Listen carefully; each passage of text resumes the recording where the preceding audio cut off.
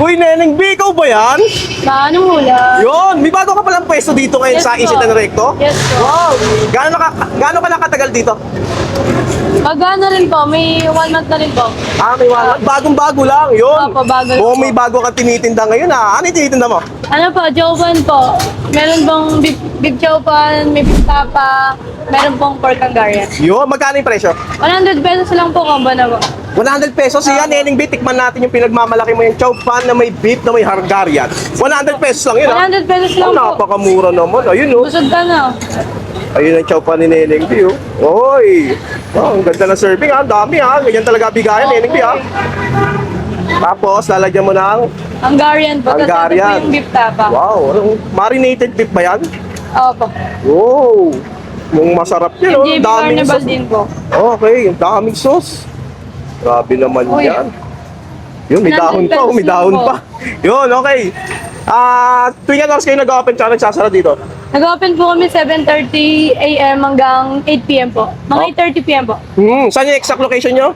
Sa may Isitan Recto lang po sa may MRT1. Yun, sige, Neneng B. Titikman natin yung bagong tinitinda ni Neneng B na chow pan na may beef na may Hungarian. 100 pesos lang yan. Ayun mga kalulo, nandito tayo ngayon sa may Isitan Recto at nadaanan natin yung bagong tinitinda ni Neneng B na chow pan na may beef at Hungarian. 100 pesos lang, oh. Kita mo na, Ang dami, Ewan ko maubos mo to. Ang dami na serving. Ganito talaga bigay na. Tikman natin. Ayun pa rin, Hindi pa rin nawawala yung Hungarian ni Neneng B.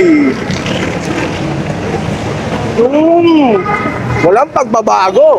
Napakasarap pa rin ng Hungarian ni Neneng B. At pinagmamalaki niyang chow pan.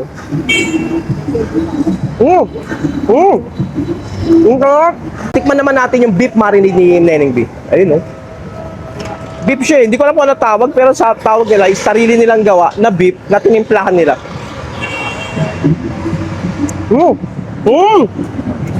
Ayos, sobrang linamnam na matamis-tamis. Grabe, napakasarap.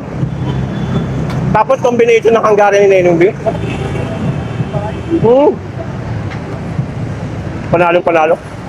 Ang sarap ng bagong tinda ni Neneng B ngayon. Sana matry nyo. 100 pesos, sulit na sulit. Dito lang yan sa may Isitan Recto.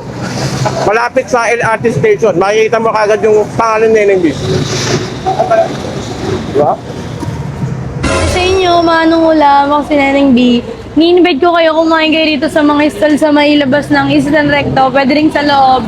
Marami kayong makakainan dito. Meron din kaming chow pan, may Hungarian, may bulldog, merong mga palamig, may dragon fruit. Sa mga stall dyan, marami rin po silang tinitinda. Kaya tara na, kumain lang dito sa may Isitan Recto.